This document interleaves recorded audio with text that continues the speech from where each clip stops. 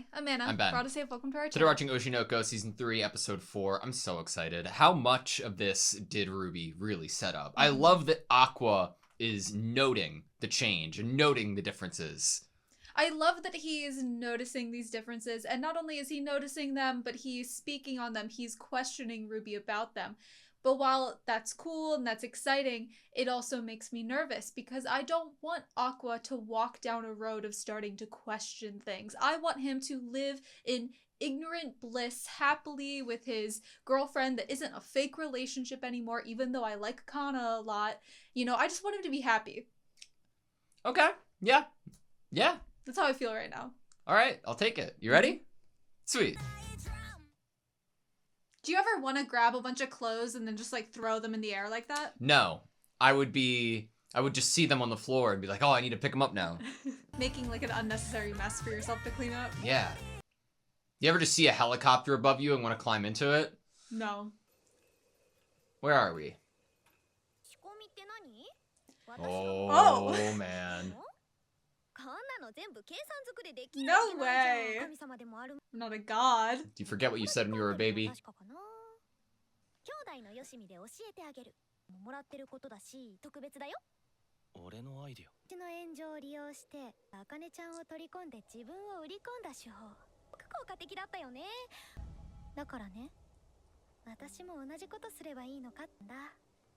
So dark all of a sudden. AD に優しくしろ。そいつは未来のディレクターだからって。もっともの話だなって思った。そんな悠長に待ってられないよ。もっとビッグにならなきゃいけないの。Keep prodding. 星野さん。今回の企画は君のものらしいな。首の皮一枚つながった。Gratitude. Probably kept his して job. くれるっていうなら、私をどんどん使ってください。AD じゃなくて。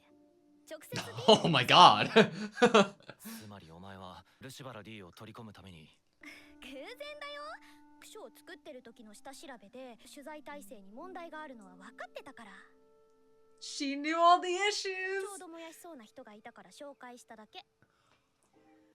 さんって前から今回みたいなこと何度かやってるの。She has. がされたらそれを SNS She has a reputation. 攻撃させて。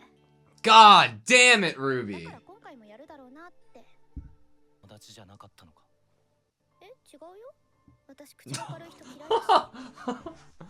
リークってうまく使えば世の中を良くできるかもしれないけど、ている人に安全圏から石を投げて娯楽として消費するねちもおかしいよ。ママも困ってたよね。同級生との写真アップされて音にされてさ。こう信じてひどいストーリーを作り上げて。And people who use that to their advantage and sick people on other people. 偉くない？ウェイヤさんにちゃんと情報を精査して言葉を用意したんだから。彼女の主張は何も間違って業界改善の手助けになったはずだよね。南だって Like one path and we both went this way and that way. 吉原さんもなんか改心したっぽいし、誰も損してない。なんでそんな顔するの？ここまで間違ったことした？確かにきっかけは Oh my god. 単純になるようになっただけだよ。たらいいなーって思った方に Ruby with the high ground. がいい。私やっぱり神様に愛されて Again るの with か the も。 god and gods. Show me a crow. それでいいのか。お前が一番嫌ってることだと思ってた。 What did Minami say? 他人にも自分にも嘘をつかずアイドルを目指すのがお前じゃなかったのか。したアイドルはそんななのかって言ったな。このやり方の先にあるのは。ねえアクア、ママだって嘘つきだったじゃん。 Oh. 子供がいること隠してアイドルやってたじゃん。綺麗にまっすぐこの世界で売れるなんて。私こっちの方が向いてるみたいなんだよね。すぐ売れてみせるから。 They're like baby chimes in the background. Oh my god. その言葉の通り。 And she was right. その後ルビーは急激に仕事。 Wow. Saito just getting right into it. タレントなど有識者9名が集い、最も活躍したアイドルを決める女性アイドルアワード。その中の新星賞を B コースの星野ルビーが獲得した。十数年前に解散した伝説的グループの愛を超えるのではないかという高すぎる期待に応えうるポテンシャルを持っている。されたきっかけは深掘れワンチャン。 I have chills. Me too. プレイヤー炎上の際に当番組を見たという人も 6 months ago. YouTuber グループとしても人気が高い Almost a million. 万人だった登録者数も Wow, the 100 work 万 she's 人を目前と done. するところまで伸びて YouTuber アイドル令和を象徴するアイドルと言えるだろうインタビューでこう語った愛の奪われた夢を私たちが叶えます必ずドームに立ちます The Tokyo Dome. 星野ルビーの今後の活躍に注目していきたい Ma'am. だねルビーまあのルックスでしょ数関数的な登録者数の伸びはルビー一人の活躍 So those are Ruby's fans. すごいよね私のチャンネル登録者数も抜いて嬉しい悲鳴ってやつだけどねの土台があってこその伸びだし Yes, you did. スターってこういうことなんだろうね What an interesting shot with the ど shadow. うしよっかルビー番組の収録で遅いらしいけど待つしかないわよ出ない企画コメ欄荒れるんだから I was about to say, do the videos not get as many views if she's not there? 夜まで埋まってまして Damn. Tired. 社長業てこまいよ今いろいろ言われすぎて頭パンクしそうスケジュ Wow. ール調整から会議営業契約書回り大体局長と飲みよ The social upkeep. 本当によかったわあの子いなかったら過労死してた What? 会社の AD だった吉住氏 Wait, I ル love ビー that. のマネージャーに転職した Whoa! 熱意があるように見えた彼を今のルビーには人の就職を左右できるほどの Jesus Christ, she looks like a あいつ queen. の一言で今の職業を辞められるほど現場には私が出たいんだけどね時に何かできるのは角打ちの事務所からスターが生まれそうだっていうのにそんなことないだろうルビーは順調に仕事取れてる運がいいだけよほんと誰かの意志を感じるくらいに運がいいだけ Stop it! Stop! Okay, it's just Saito. Like someone's orchestrating it.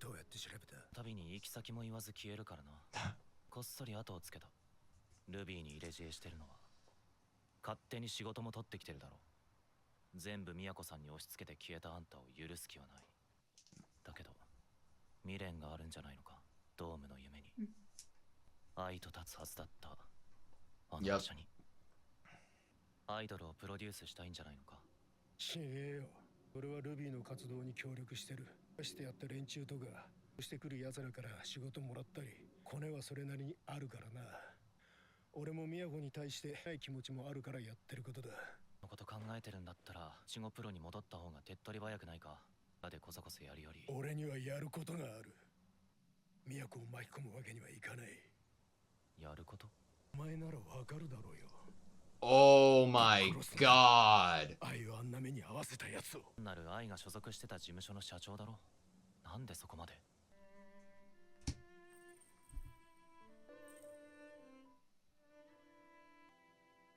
Like family. って愛は母親だったかもしれないけどなっては娘みたいなもんだったんだよそうかわかるよ俺が芸能の道を選んだのも同じ理由からだ犯人は愛の身近な人物愛のいた世界に入ることで答えに近づけると思った結論から言う No. 愛を殺した男はもうこの世にいない俺と遺伝子的に同じ父親を持つ人と会ったんだ上原清十郎すでに個人だもう俺たちの復讐は終 Does わってる Saito know something? も No. うこんなことを He would have known if she interacted with that guy.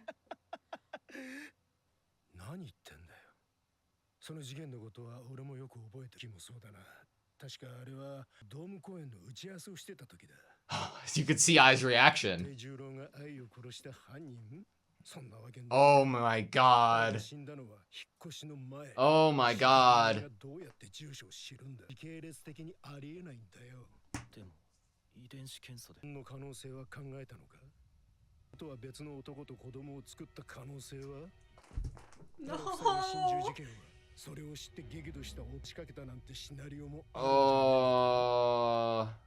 そもそも犯人が父親だという確証は殺した奴がいる可能性だってあるだろう何一つ This isn't over, not お even 前は子 close. 供の頃から賢い奴だった考えればこの程度の結論たどり着 He ける didn't は want ず to だ think about it. なのにそれは勘違いだよイチゴさんあんたの話には決定的な見落としがあるあるんだよはずなんだよ。どこかに。違うだろ。違う。 The peace he had come to. 終わったはずなんだ。やっと。そうだろ。だって。すまん。今の話は推測だ。お前はゆっくり休め。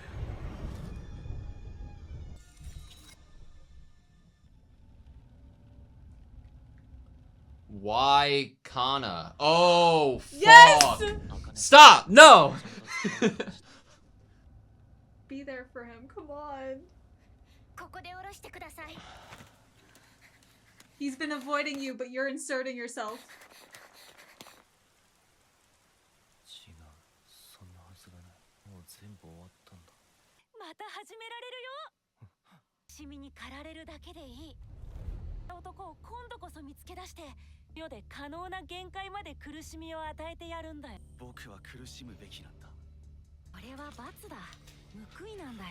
だって俺はやっと普通の幸せを。しばらくの安息は夢のようなものだ。連れていいよ。だって僕たちは何一つ終わらせていないんだから。報いよ。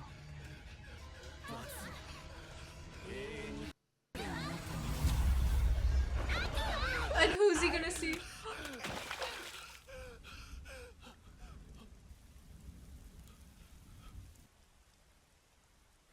そこまで嫌われるようなことした？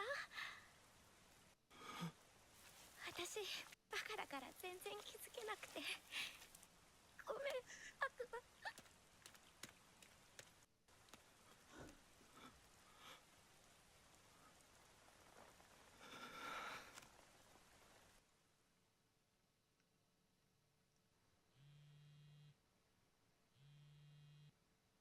アクアくん、今大丈夫だった？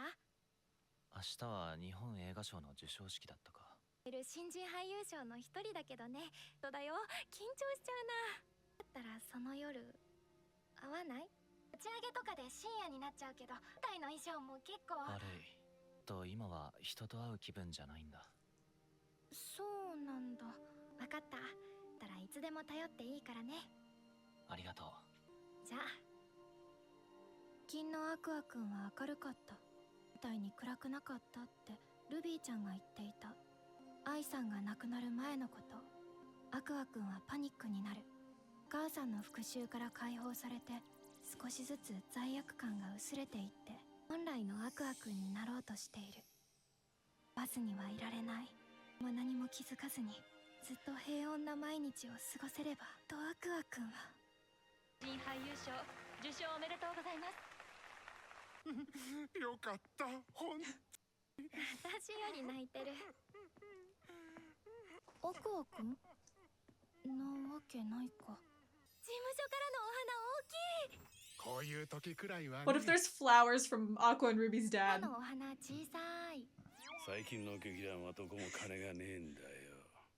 どこの人だろう。ララライの OB だ。 Former member. 今は事務所立ち上げてな。断るごとに花を送ってくれるんだ。忘れちゃダメだよ。もちろんです。なんていうか目力得るんですよ。こういう目をしたやつってのは騙す目、嘘を真実だと思わせるって最高の資質。うちにも昔いたよ。どなたですか？昨日バラをよこしたやつだ。 Give me something. Give me a name. One of our best actors. 見てみたいです。映像ないんです If か？ you watched him, what would you think? Oh, great point. 稽古確認リストの奥の方にあるはずだ。 The Starry God.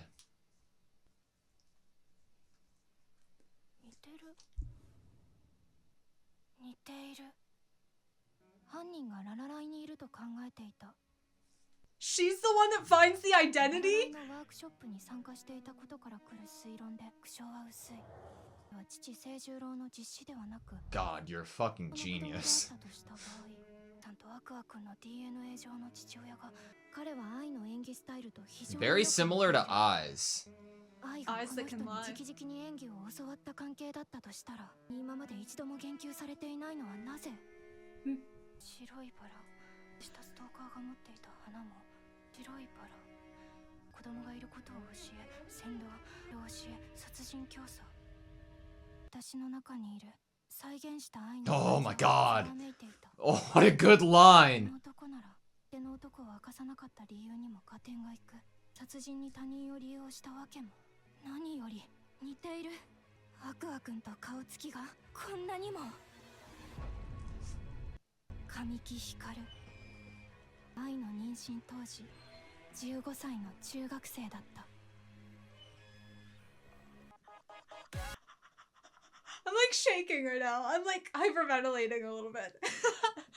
I Of didn't. course she's the one that figures it out. Yeah, I didn't think any of this was gonna happen this No. episode. No! We could have stopped at Aqua having the realization that his work was not done. Either from Ruby or obviously where we got it, which was Saito. And we didn't stop there. We went to Akane figuring out who the dad is. I didn't even think we'd get up to the Saito point. Like, You just thought we'd have, like, a Ruby interaction and then, like, have some doubts mixed in and then move on from that? I thought we were just gonna stay with Ruby and keep seeing her life and her plans play out under Saito. But instead, 6 months later, holy shit. And Ruby's like such the star now. What is Akane gonna do with this information? She knows that Aqua is back to being gloomy, but she has such hope to hold on to kind of the relationship that they're currently leading, the happiness she sees in him, the him who he always should have been.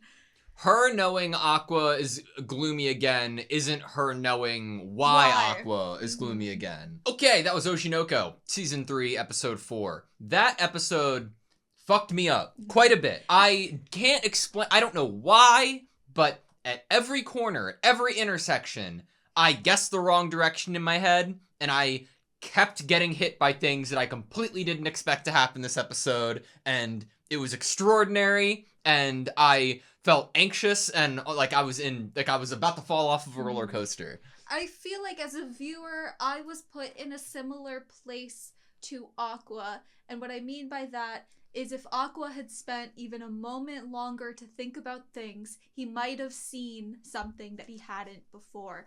Something that he was maybe even avoiding seeing. And as a viewer, I felt like I was avoiding seeing what I see in this episode. You know, I knew that it was the case that eventually Aqua would realize that that kind of truth that he was beginning to believe, that he no longer had to have this mission of revenge, that he could live in happiness as he was always meant to, that he actually had permission to do so. I, as a viewer, wanted to continue to live in that world and was waiting not so eagerly for the time that I knew was inevitable that he would realize that, whether that was Akane finally telling him realizing it some other way, Ruby kind of being the one that opens up that line of questioning just by telling him why she's doing what she's doing within the entertainment industry. But I felt like I have been like him with that idea of like, I know what's behind that door, and that's why I'm choosing to not think too much about what's behind that door.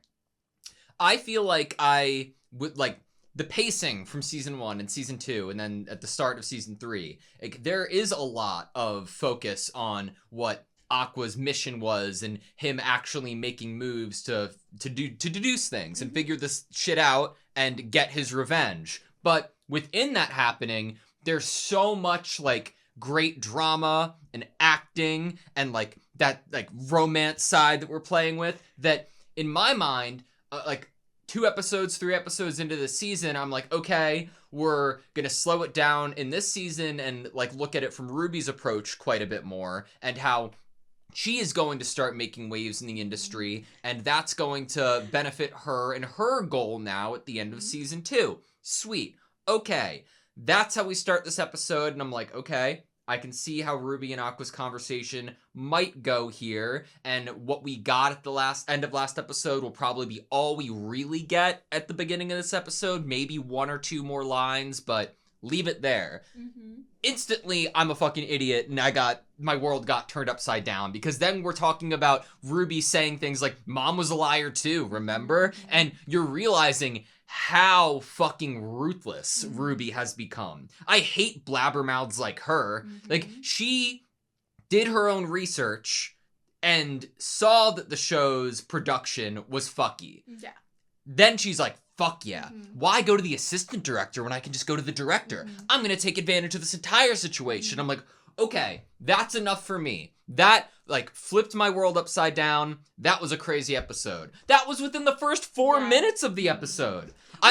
We can stay there a little bit because I'm sure there's a few things for us to talk about for that initial beginning of the episode, if that's cool with you. So obviously we had some really cool visuals when we kind of come back to this scene of Aqua and Ruby talking in the street.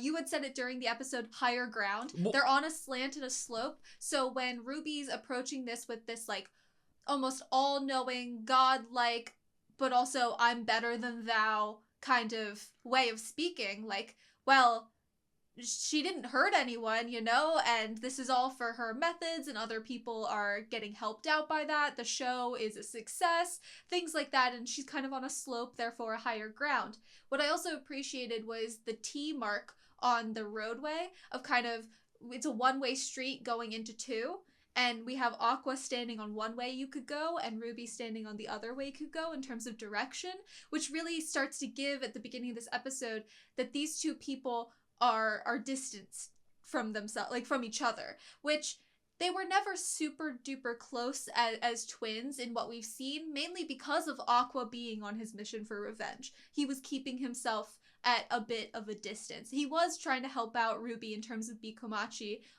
once he deemed that like she's going to be doing this regardless of whether I interfere or not, so let's make this a safe success as much as possible. But we have the start of the episode, these two characters were like, hey, look, they are literally they're going in opposite directions. And then what happens? You know, what happens? So that's a lot less like dramatic than in my mind of how it played out. Like it took me so long even during the reaction to be like high ground, but it wasn't an apt like.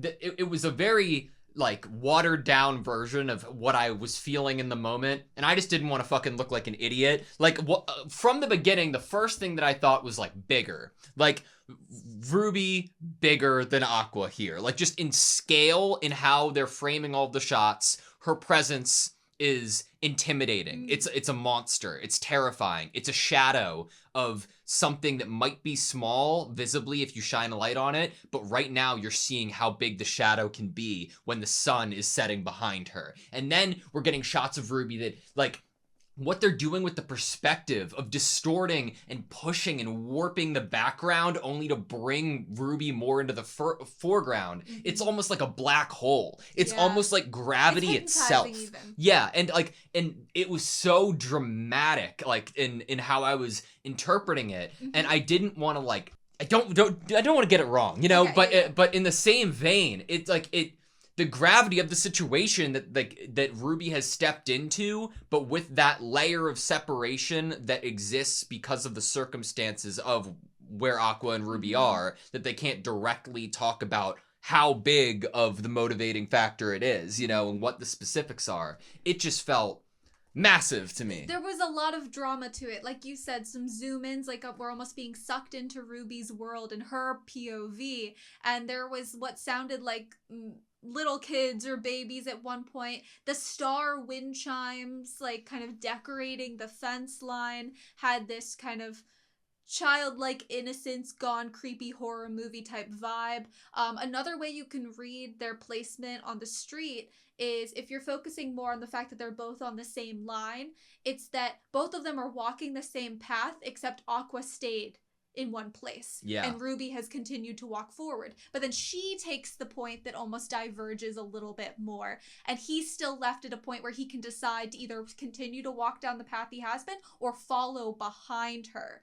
Which, inevitably, with the episode, he's gonna be following behind her. It's so bittersweet, man, because, like, exactly what Aqua says to Ruby in terms of what her drive was and what her direction of achieving her goal would be. Methods? Yeah, like, and it's so bittersweet because on one hand, that purity of Ruby, that seeing her get up and start to dance again in this new life when her old life wouldn't be, she wasn't given that opportunity. I want to see that purity succeed and blossom. But damn it, is this so fucking entertaining and so great to see. I love seeing the cold edge of Ruby, and I love how she's so blunt about it, and she's saying things like, this is looking like it's kind of more up my alley anyway. And it makes me a little bit reserved and a little bit worried about a fall of sorts, because Ruby says it herself, and then the idea of it's being brought up again and again in terms of luck. And and talking about like gods within that. Orchestrating things. Yeah. Yes. And obviously Crow Girl is something, but I don't know, other than giving her that added piece of information at the end of season 2, I wouldn't think that anything more godlike is happening right now or being intervened with, other than the actions that Ruby's taking with Saito's directive. Yes, that's the only godlike interference we're technically seeing. And with that godlike interference, which is technically very human, therefore comes the possibility that it really is just luck and cashing in favors that we have, but those favors can run out. You just hope that once you've cashed them all in and she's gotten enough eyes on her, that she then has created more favors to cash in, and she can continue growing and climbing in that way and continue being a face on the TV, and that this isn't short-lived. It maybe there's something about Ruby stepping into this place that it hurts, but it feels, I wish I was a little bit more internal for her still, in the same way that I felt like I was at the very ending of the last season. Because of how we've gotten Aqua internally, I absolutely hate getting him and his conversations with himself internally, and we had that in this episode. And I'm like, if I got a little more of that with Ruby, I think that I already have chills while I watch this whole thing, but I think that I would probably freak out a little bit more. She has this confidence about her, and with him, when he does these things, it feels like a panic attack. Yeah, definitely. And so there's a contrast there to how these two feelings feel between these two characters with this same mission or idea. Well, because one of the characters has already dealt with, or has sat with it. Maybe adult too. Well, yeah, that's true. Of course, definitely, like in terms of he was an adult too, but he sat with the idea, he had that motivation, he dealt and struggled with that motivation, overcame that motivation, saw how bright the light on the other side could have looked after dealing with that, and then it was taken from like like now he can see what he's missing from the other side, but what's drawing him back in. With Ruby, it was the inverse, right? It was nothing but that bright light, and then over the course of the end of season 2 of, like, yes, the awful tragedy that was Ai's life was affecting her, but in terms of, like, the motivation and when that starts to see that there's still somebody out there, like, that, like, she's in it now. Yeah. She's in that motivation now. I feel like I keep reminding myself, the motivation, the desire is the same, but what motivates what comes out of that kind of desire is spurred on a lot by the past. And when I think about Aqua, I think about his actual mother of his previous life and how the guilt he already felt. Yeah. The fact that he wasn't there to help Ai when she was actually giving birth and that he died. And, you know, so the multiple examples he has of not being able to save someone else and how much that has, like, kind of torn him up inside, kind of prolonged amount of time to build this panic that he has. And so it's really interesting to see. They're not even the only two characters within this series or within this episode that have this unfinished business revenge plot. There are a lot of characters who feel this way, this guilt, this desire for revenge, and everyone is a different person, and everyone has a different past life or earlier life, if they didn't have a past life they remember, that is kind of driving forward how they go about the revenge, but also how they internally treat themselves, how they feel about if they deal with the revenge, how are they going to feel after. They're all different, so they're all processing things in different ways. Yeah. What did you think of Ruby's interpretation of what Aqua did? That was something I didn't expect either. Like, yeah, to frame it like, oh, I'm just doing what you did. Yeah, your method is one thing, but, like, really breaking it down and seeing, like, how Aqua, like, manifested what was in front of him, because there was so much intent and benefit for Aqua going into it to further his own goals, but there were also uncertainties and complications of, like, what happened on set, what happened with Akane's accidental, like, causing of blood and a scratch, you know, that led to all of social media crashing on her and what happened on the bridge. He didn't create the controversy. He just helped clean it up in a way that then benefited him. Yeah. He didn't cause Akane to be slammed online for scratching the beautiful face of a model, you know? Like, he didn't cause a possible controversy. Ruby went out of her way to find someone who had already dissed people online and then sicked her fans on said person, that she knew that if there was shaky ground on the show that she's working on and she brought this person in, it was only a matter of time before this person felt wronged and then went to social media about it. Yeah, but in the same way, it's like what Ruby's saying, she like has that like certainty of, well, it is right. Like what Mayo was upset about. Mayo was saying was correct. Yeah, you're And correct. The industry's benefited. So the justification is equally there, but having the perspective of Ruby's interpretation of the situation that Aqua was in and how much he took how advantageous he was certainly something I didn't expect. And if you're in Aqua's place, your entire life, from what we've seen, has been trying to be the one that does the dirty work for other people. Like, he was kind of wanting to be the one that solved this for revenge, for for Ruby, for everyone, you know, be the one that does this for himself, because he needs to do this. And how he feels to hear that someone else is going down a path, like, think about it, I guess, this way. Let me kind of phrase it a little bit differently. He is denying himself the happiness that he deserves. He does not want other people to deny themselves of themselves. He looks at Ruby and he's like, this is not the life that you wanted to lead, the way of thinking that you're not being wanted consistent. to go down. You're not doing what you had previously told me was the way you wanted to be an idol, the way that you wanted to live your life, the things that you despise about this world. You're not accomplishing what you said you would by the standard that you had previously set. And he doesn't want other people to be doing that same thing that he does. Yeah. Can we read the lines that Ruby says about Aqua? You used Love for Real's controversy to get Akane on your side and promote yourself. So I just copied that. It really was super effective. The fact that she is telling us that she came up with her idea of what to do and then obviously employed Saito's help because she had seen it done.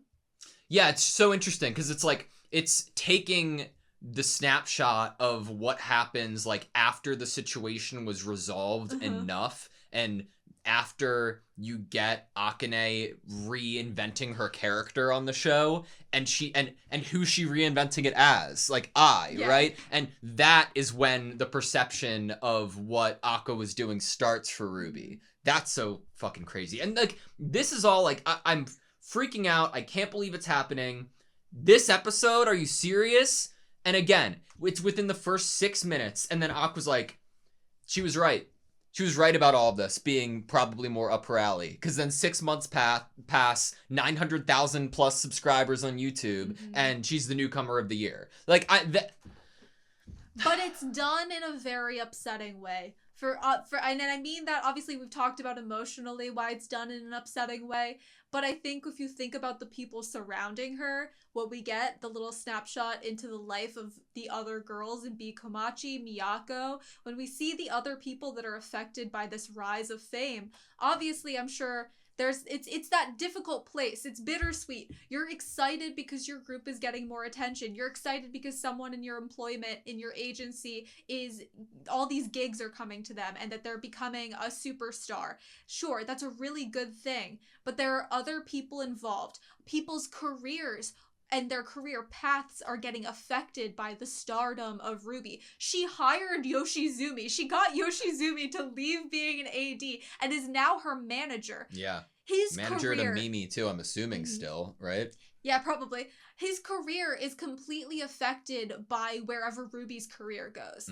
And Miyako feels like she is going to be holding Ruby back, or already is holding Ruby back from the stardom that she can achieve. And then we think to Mem and Kana and how it's almost like the fans would rather they weren't even a part of the group at this point. That's the energy that I feel like we receive from them, being like, let's not even record this video because of the amount of nasty comments we get if Ruby's not in it. Yeah. The fans, sure, that's a lot of subscribers to the YouTube account, but they're all there for Ruby. Yeah.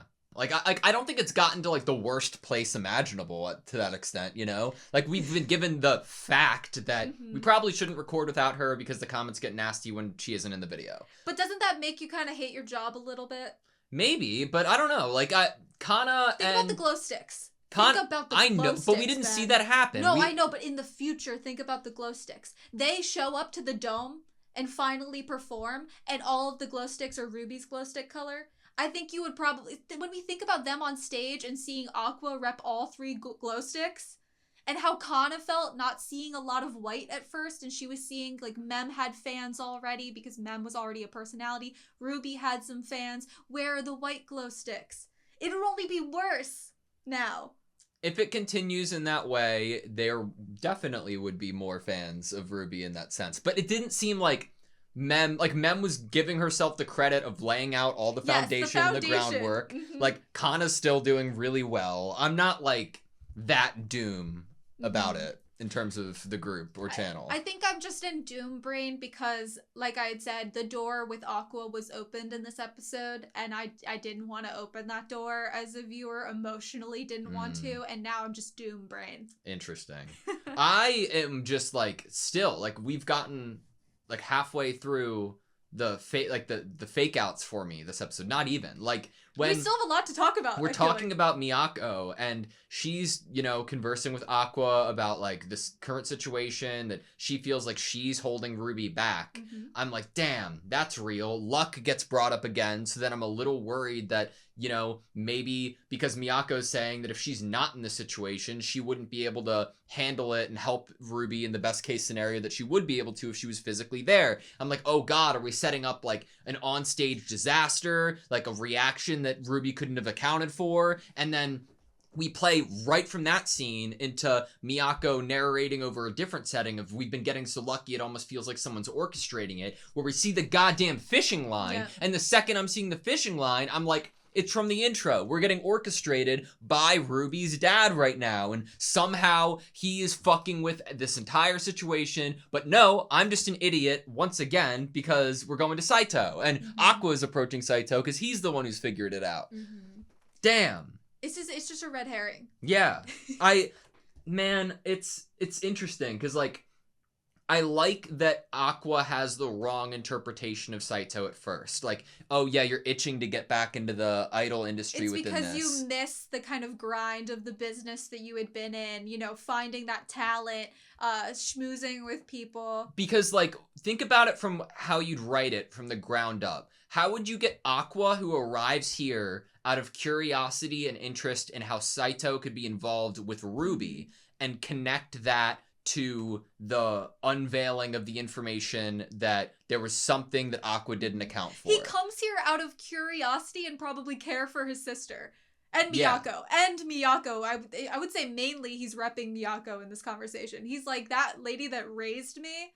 Yeah, and it comes from a place of like, oh, okay, this makes sense. It was you. You are, like, you do have a foot in the door and have connections, and that is why you're still capable. But then it's flipped on its head quite a bit, because Saito is more like, look, I'm using what I have, but it comes across as, like, he's using all that he has left. Like, he's using remnants. He's not making anything new. Yeah. He's just using all the chips he has left. And he's doing that for not a motivation of, like, well, why don't you just come back to Strawberry? Because no. Like, it's something else, and that's what Aqua didn't account for here. And it's just one thing that Aqua didn't account for, because it's so tragic and laughable of Saito's reaction to what Aqua missed, right? Like, how Aqua is such an intelligent character and has made this, like, reality for himself, and there's so much logic behind it and DNA tests, but within it there's so much that you could overlook,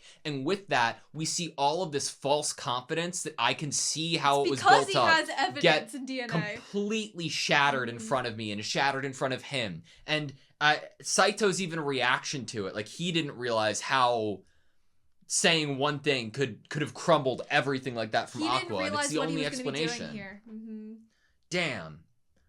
The timeline just didn't add up. It didn't make sense. And because of that, Aqua is not in a great place, understandably so. Yep. I guess next on the timeline for us in the episode would be Kana, which is even hard to talk about because I don't know how that's going to appear next, I guess. Out. Yeah, but since we're here, Kana.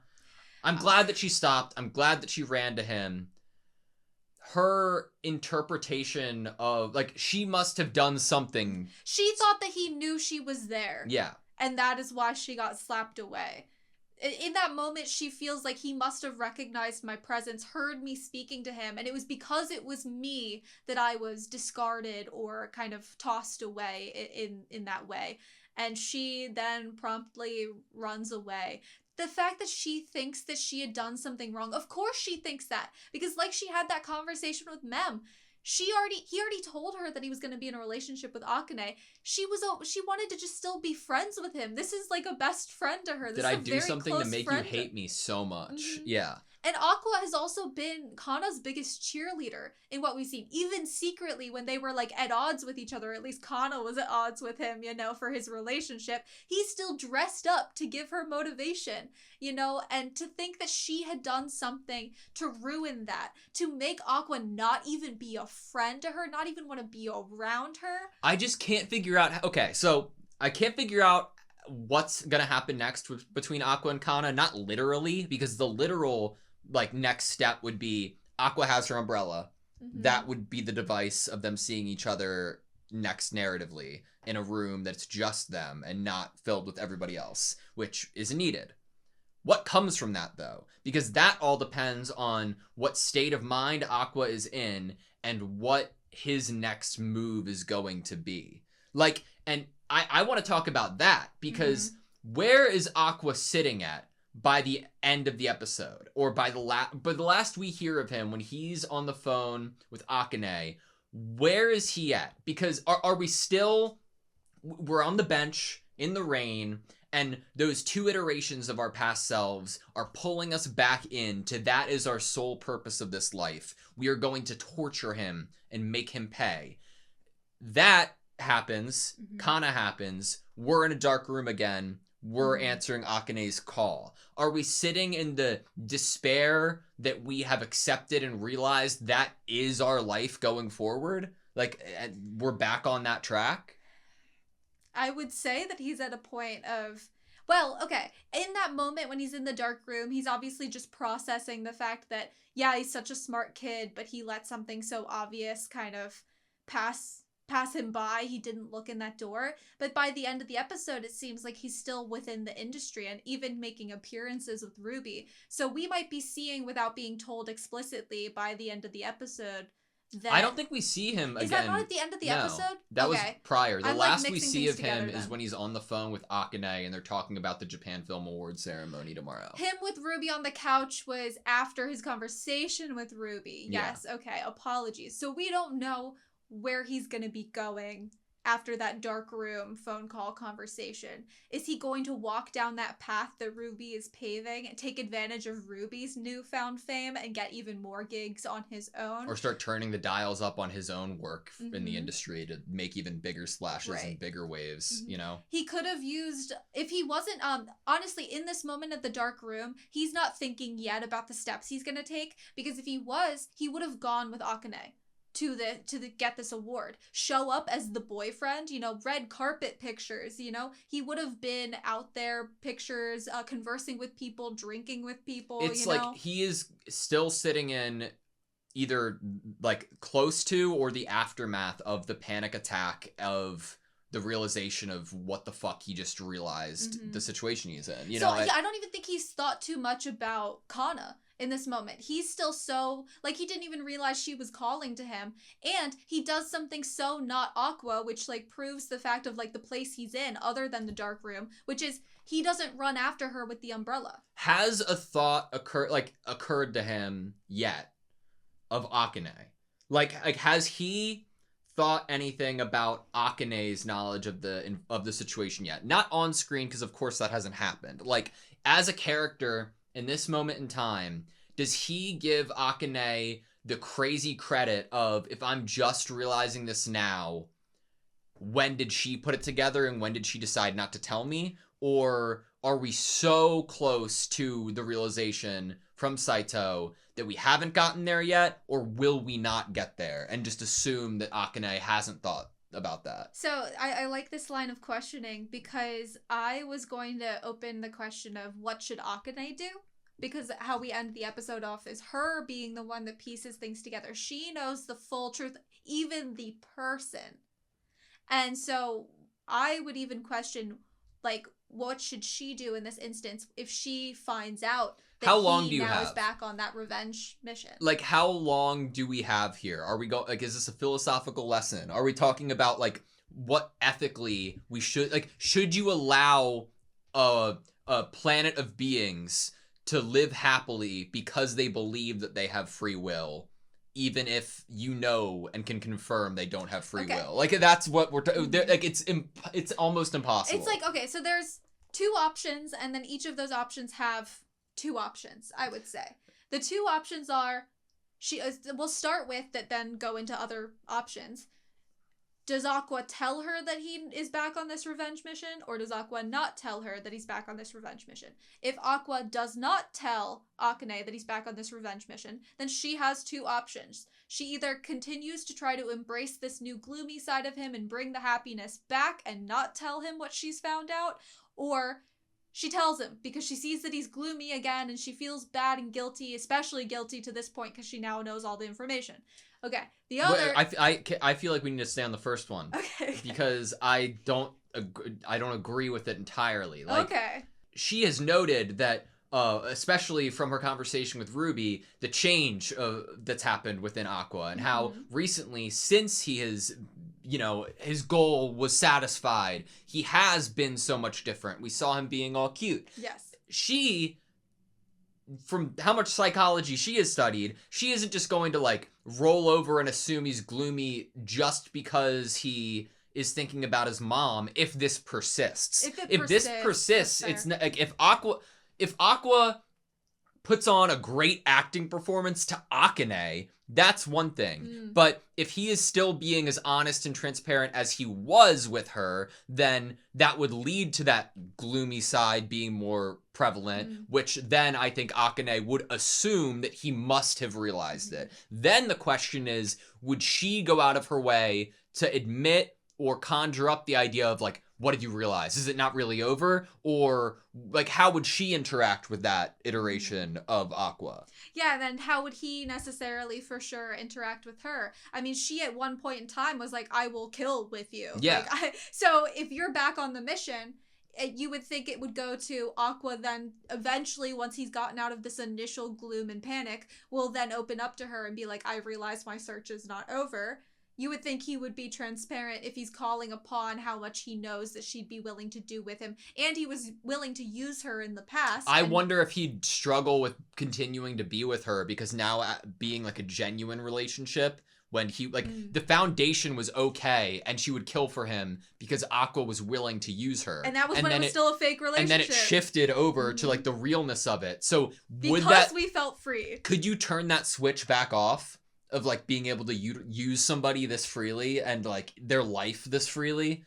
And you can't go from fake relationship to real relationship back to fake relationship, right? Hopefully with the ideal that you'd end up back to real. I don't know. Like, you're so right to bring up the idea of, like, if he went down the path with this relationship of it being real purely on the note that he was done with his revenge, then now that he knows he's not, he doesn't feel like he can enjoy things anymore, and he's not going to want to force Akane to be in a fake relationship where he feels like he can't enjoy it So would anymore. he lie to Akane about the reason, or would he be honest? Because if he's honest about it, then Akane, I think, would be like, I'll help you again, right? Which I don't think he'd want. Therefore, would he try to think of something else? I think if she knows that he knows, and they have a transparent conversation, and she knows that the only way she can get him back to being a real boyfriend for her and actually be able to achieve that happiness is by completing his mission, wouldn't she want to give him that mission on a silver platter? But would he be okay with it? That, like, I agree up to that point. Would he be okay with it?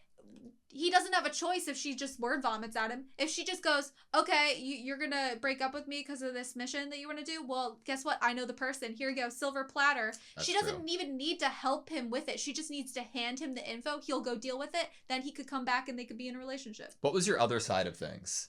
That she knows that he knows, which I feel like we kind of already talked about, which is either if she knows that he knows, then she could either choose to lie about her knowledge of it and not offer up the name of the father, or she could tell the truth to get it over with as soon as possible so they can go back to being a lovey-dovey cute couple.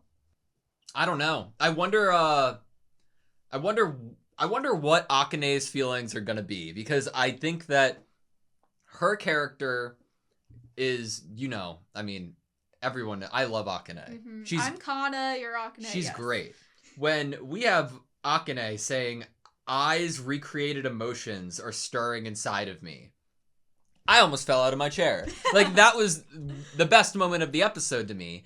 And I'm bringing that up because it's like, whose feelings are we talking about? Are we talking about Akane's character's feelings or Akane's feelings? Like, or is there the third option that it's a mix of the both merger. Now? Yeah. Maybe she achieved some sort of merger when she first dove into Ai's brain so deeply in order to be able to play Ai. Then maybe there was it's like method acting, and then somehow the person just continues to act somewhat similar to that role that they played. I just don't know. I don't know. She knows so much. She knows so much. She knows so much, and now she's in a situation that her career is looking nothing but bright. Nothing but bright. Is that something that you're too scared to do anything or change anything or act to even help Aqua out because it would divert your career from the obvious success it's around? Because that's not the Akane I know, because of how much she cares about Aqua and gives to Aqua because of what he did for her. That I don't know. She has an in. If she knows not only what company that Aqua's dad works for, but has ins of people that know him, and he sent her flowers, she has an in to introduce directly, hopefully. Like, if her agency, the Lullaby Company, whatever, she could create a scenario that would get them in the room together, Aqua and his dad. She could get them in a room together. Does she try... Think about how pissed this would make Aqua. Does she try to go out of her way to arrange a setting that they're both in without telling him, in hopes that he would come to that conclusion on his own? And then Aqua realizes that Akane has done this so that he'd realize it without just telling him. He'd be kind of pissed. I think he would be mad someone wasn't like kind of forthright with something so important to him, we're just clicking around a second ago, and you landed on something that I didn't realize until I just saw it again. I was about to ask you, why did Aqua never watch these videos of the Lala Live videos that we end up seeing his dad in? They look like they're private. So only someone who has permission to view these videos because they're a part of the company officially would be able to view these videos. I was watching these videos with Akane, and I was like, if Aqua watched this video and saw even the back of that man's head, he would be like, that's the guy. Age, hair color. I'm more interested in what we got about the guy from the director's mouth, because they're saying he's one of our best actors, but in terms of leaving, what did they say how he left Lullaby? We had one of those in the past too. He was one of our best actors. I'd love to watch him. Do we have any footage? Maybe it's when we first get to see the flowers. A former member of Lullaby. He runs his own agency now and sends flowers anytime we're involved. Running his own agency. I'm trying to, size him up. That didn't seem like there was ill feelings, possibly. Just by the lines that were being told. What do you mean? From, in terms of, the fracture? Lullaby doesn't have ill feelings towards... No, not at all. Yeah. No, but I'm trying to think of, how high up Hikaru Kamiki is, how much sway does he have? Because we now have somebody who is Ruby, who has been deemed the newcomer of the year, and we also have Akane, who is incredibly successful. Yeah, we have so many strong members in the industry right now that I feel like we have an advantage if we could all pool our resources. Yes, but also think about how much you can do even without those resources. How scrappy and resourceful Ruby is to create this controversy and then clean it up, that then boosts her 6 months later to the stardom she's at. What she's able to do so behind the scenes by just writing almost writing a story, pitching something. What she's able to do in that regard, if he's running an agency, he's just an orchestrator. He's running something. That's what he's All good of the at. people that work for him are like pawns. Like, it's almost like an army you'd be infiltrating, trying to get close to him, possibly. Yeah, Ruby kind of gave me like similarities a little bit to him in this episode. Like the idea of just he set the stage for it to all happen was so reminiscent of what doing. Ruby's done this season so far that I'm like, fuck, we would need like a whole army behind us. Like Aqua, I feel like truly is the one who we've seen have prowess in the behind the scenes like scaling of things and working and understanding of things, but we have talent, we have know-how. Sure, we might not have as much sway as he does, but what you cannot deny is the amount of murderous intent on this side, you know. But I mean, he obviously has murderous intent too. You know what might be scary though is if he doesn't. Like the word, like it's easier to catch a serial killer if they have an MO. Like if they have like a consistent thing that is a person that is their type of description, right? Yeah. But like but if you don't have that murderous intent, then it's like, think about all the serial killers who haven't been caught in this country, you know? Think about the people who are killing and they don't have this need to be focused on this certain individual or this type of individual. They're the hardest to catch. Also ones that kind of have that fake family surrounding them. That like certain life they're able to upkeep. Like what if he's married or has kids? That's like a great at this point in time. question. I mean, we know that he has kids and they just don't know know that who he their father has is. helped make kids. Yeah. You know, like, so it could be possible that for a cover, for kind of, he had deemed someone appropriate to stay in a relationship with enough as a pawn in order to create like a fake family so that he could continue being an orchestrative serial killer. I hate that we have the idea that like that's how I learned how to act. I'm like, don't tell me that. No. Like it makes so much sense, but like at the same time I'm like, fuck. I'm glad we got the age, because when I hear middle schooler, that's not the age I was thinking of. I wasn't thinking of 15 when I heard middle schooler, you know, last season, at the very end of last season. I went definitely younger than that, which could have just been on me and forgetting how old I was in certain grades. I thought that it was interesting that we got like the added perspective of, oh no, this is probably what happened with Himikawa's dad and actual mom and him finding out about the affair potentially and that leading to the murder suicide. Yes, the kind of added context you can, if you kind of have this new information, it sets the scene. You're able to view a different reasoning why something would have happened. Why else would Himikawa's dad have killed his mom in a murder suicide? There had to have been a reason why he was that upset, that angry, to be driven to that point, you know? So that honestly brings me to someone that I want to talk about who wasn't really active within this episode or the season so far, and that's Himikawa. So I have two things to bring up about Himikawa. I have something to bring up that I've been thinking since this season started. Okay. And then a question. So the thing I've been thinking about him since this season started is, why did we never see Aqua introduce Himikawa to Ruby? You know, that was something I was thinking about, because Aqua says to Ruby, once he realizes he has that conversation with Himikawa, he realizes he doesn't have to have this revenge story anymore. He says to Ruby, I'd like to introduce you guys sometimes. Not with a lot of context so that Ruby understands why you want to introduce me to this person, just that I want to introduce you. We never see that happen. Is that another Aqua doesn't want to look behind a door kind of scenario? He doesn't want that interaction to happen? I don't think so. Like to be completely fair, I'm a bad fan and I am not exactly remembering the context of Aqua telling Ruby that he wants them to meet each other, but it doesn't sound at all like unbelievable. But operating within those guidelines, I don't think at any point Ruby and Himikawa interacting would breed anything negative in any regard, you know? Obviously Aqua has never wanted to talk to Ruby too much about things. So if you have an awareness that someone else could tell you you're wrong, you're not gonna talk to them. You're only gonna talk to the people that float this positive narrative that you've now sided with. So he's only gonna, about what has happened, about what he's discovered, who has he really told that he's no longer seeking revenge? Not very many people. If anything, I don't know. That goes like that's a lot going into like how much of the subconscious of Aqua was framing the narrative, like to have such a bias of it, of it to just like be done with. I'm just adding kind of examples of what that he could have been protecting, you know, his new story that he had. Interesting. And that could have been one of the ways he was protecting it, was by not yet bringing the whole family together, you know? I think it's fascinating to talk about like the idea of if any part of him was protecting that narrative, but like with Akane's like realization of what a loophole he looked over, it like that's when you could really get into like the dirt of it, I feel like, and try to see.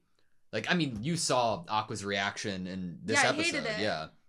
Damn. I didn't want him to have this, but... I just didn't think it would happen so soon. So my other thing is he going to tell Himekawa? He has now realized that Himekawa thinks his dad is this person and that's not even his dad. Do we tell our brother, hey, our half-brother, hey, actually our dad's still alive, and then we work as a team, like, you know, all three siblings do something together? A great question. I could see it play every different way, and I could see it happening, and I could see it not happening. It all depends on what Aqua looks like after this episode. Like, because Aqua doesn't know to the extent, like, what the reasons Ruby's doing what she's doing is for, you know? Like, in the bluntest of honesty and truth. And because of that adds to it in terms of like the lack of like a team up happening. But also, this is an Aqua that potentially we've never seen before. An Aqua that has seen the other side of that light and now is being dragged back into it. There are people that would work with him on this. The question is he going to work alone and try to pull his own strings and use people while still being somewhat alone in his mission? Or is he actually going to use all of the people that consent to being used for this mission? What route would Aqua climb? Like, what's his next problem? Now? Like, is next problem, I wouldn't imagine it'd be climbing up the same route that Saito is, you know, that Ruby would climb, because inherently he's not working on trying to become an idol. Would it be leaning more into the director and trying to, like, benefit more from roles, or try to like lean into another connection? If you go the director route, you could cast someone from his agency. If he has an agency now of actors, he could go the director route and cast someone from that agency. And when they have that final showing the movie was a success, he goes out to drink with the head of that agency, Hikaru, and then they get to meet and he can poison him. I don't know. Oh, okay. No poisoning? I don't know, like, we're given that he has his own agency, but I don't know how successful it is. I'd imagine it's successful. I wonder if we'll know someone who works under that. I wonder if someone we have met in this series so far, even one of the young people, one of the models, you know, one of the reality television, like, I wonder if we've met someone and they work for that company and we didn't even know it yet. Well, it matters so much, because, like, if you are one of the highest, like, most popular agencies out there, the director wouldn't be able probably to swing any of the actors or actresses under that agency. You know what I mean? Like, we need to, like, think about what Saito was talking about with levels. Like, obviously, especially before this episode, Ruby's still climbing, but she's not up there yet. Yeah. And within that, if this kid taught Ai how to act and now has his own agency where he seems or gives off the impression that he's quite successful. But that's elusive. A hard thing to read. Yeah. Another reason why he'd be hard to reach is I feel like if he was more in the limelight now, Aqua would have seen him already. If he was still such a big actor on the screen, Aqua probably would have seen him already and thought he looked similar to himself, which is why you would take a backseat role, right? To be more orchestrating he things. He like knows the his intro. kids would recognize him, so now he's just sitting back and being like a little Obviously not. Bro just shows up to the gravesite and walks right past Ruby. To be Ruby. a cheeky bastard. Bro obviously. is a cheeky bastard. He walked past Akane, who is literally dating his son, and he definitely knows that. The white fucking flowers. white flowers. Like, what a The white roses. Be prick specific. thing to do. Because Like, white roses, purity, innocence, new beginnings, beautiful, but also think about them stained in blood. how fucked is he? Because like the scene that we had of him talking to I beyond the grave and like talking about the kids is one of the only things we get other than the cliff sequence. Is this like a true lunatic that he wants to get as close to the sun as possible because he derives enjoyment from it? Does he Maybe want he likes the chase. Does he want to see, like, imagine, like, somebody who could, like, get their, like, rocks off to the idea of propelling somebody in the industry, making them think that it was all because of their dedication and hard work, only to learn that everything was inflated and done behind the scenes from this one person who made that, you know, who gave you that, like, false sense of, like, achievement. If he's created this story, what is the ending he wants? If he has orchestrated this, set the stage, there's already been tragedy within this play, what is the ultimate ending he desires? If you think about Shakespeare, if you think about the classic stage play tragedy, maybe it's in fact that he's aware that his children would want revenge, people would want revenge, and he's even setting the scene for a final duel where he could lose his life. Maybe that's something that he's setting the stage for. I love that, like, trope as a character. Like, as much as my brain immediately was like, no, that's not what we're He doesn't want to die. That's not what's happening Yeah. in this series. I'm now like, oh, fuck. Like, if this character has such, like, egotistical, like, self-centered purpose that he's at a point in life that after the situation with I unfolded in front of him, the hospital thing didn't work out, the kids were actually born, he's like, maybe I can be my agency's great, but the best story of all is within non-fictional writing, and it'll play out on grand stage with all of these idolized, like, actors and actresses. He sets this is a story that would never be forgotten. If he has like in a drawer somewhere the tell-all book, and he unleashes it upon his death, like there's a will or something, and the story is then released to the press after he's eventually killed through. Did he want Aqua and Ruby to die too? Well, if he wanted to kill I, then I guess he did. Maybe. Like, what do you think his thought of what giving this information to the fan would do? Would it just kill I, or would it kill I, Ruby, and Aqua? See, I had thought that he had given the information and, like, sent I to her death, basically, because of the fact that she denies getting back together with him, and that if she had said yes, he would have been okay with being together with her and with the kids. But I'm still torn on that. Does he really want rid of anyone?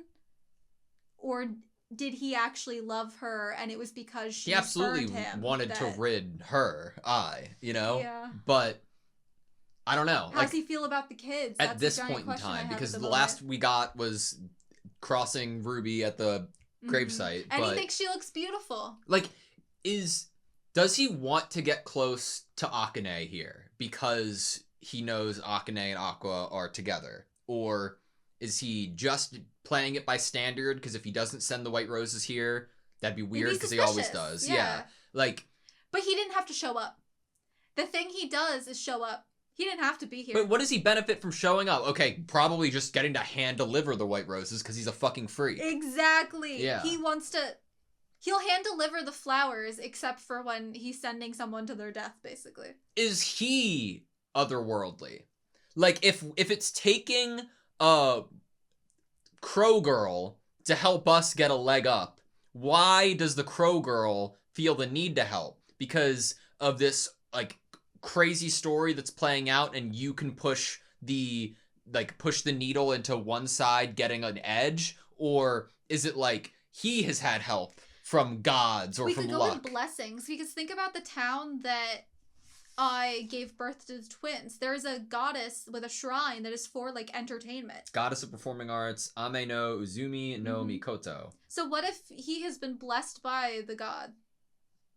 And that is why he's so talented, and therefore then trains I in the talent of lying. And then the Crow Girl is like, no. No. I bet that Kana was blessed by the bell pepper god. Yes. Yeah. Did you want to burn it all down once you didn't see a crow in this episode, and yet the word God was used multiple times? So much and luck, yeah. Fuck, bro. I don't know. And now I feel like I can't see flowers and crows in the same episode. Like, you only can get one. White roses or the crow. Yeah. They go really nicely together, I will say. I'm nervous about next episode. I think that now is the time where we talk about, like, well, next episode we're obviously going to see what Aqua is going to choose to do within his gloom, and we are going to see what Akane is going to do with this information she's learned. We're going to see the fallout of this interaction between Kana and Aqua and how Kana might feel, and we'll probably see more of Ruby's stardom.